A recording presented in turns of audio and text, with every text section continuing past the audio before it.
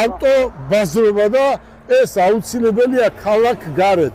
მე მინდა უთხრა მოსახლეობას ანი რომ თუ ვინმე არის დღეს ტრანსპორტნიკი, მე ვარ ტრანსპორტნიკი.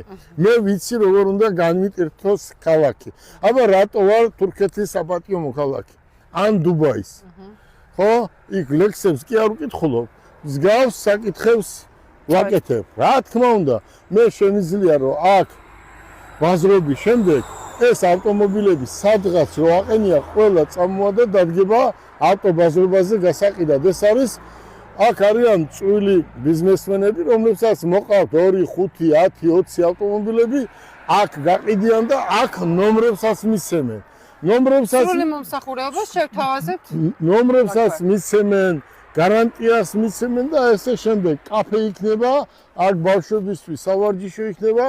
შეხედეთ რამოდენა ტერიტორია არის 70, 80, 100 ავტომობილი მარტო აი აქ გარეთ დადგება და 1, 3, 4, 5 დღეში ალბათ დავიწყებთ წამოყვანას. 10 დღეში კიდევ გავხსნით.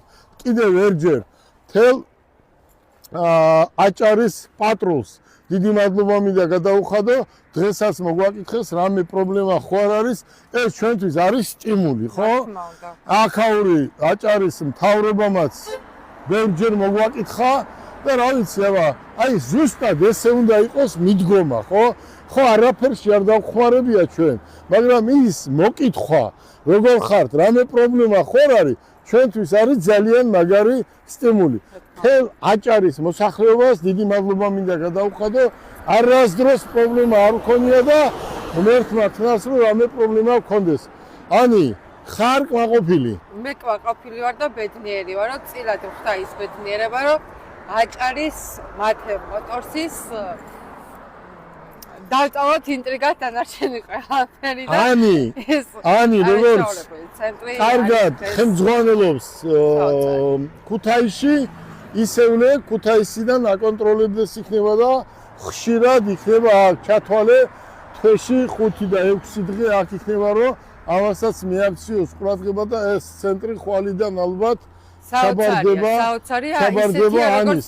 მოდი გისურვებთ წარმატებას და დიდი მადლობა კიდევ ერჯერ აჭარის მოსახლეობას. ბედნიერად დროებით და დაგველოდეთ. ავტომობილები უნდა იყიდოთ აქ. დაგველოდეთ. ხვიჩა სად არის ხვიჩა? ხვიჩა აქ იქნება ცენტრის გახსნაზე. გისურვებთ წარმატებას. რიველენდში მივდივართ ხო? აუცილებლად, რა ქვია? რიველენდი როგორ ცენტრის გახსნის მერე მივდივართ გოჩასთან. ხო, რიველენდში. რიველენდში. აუცილებლად ესე იქნება. დროებით.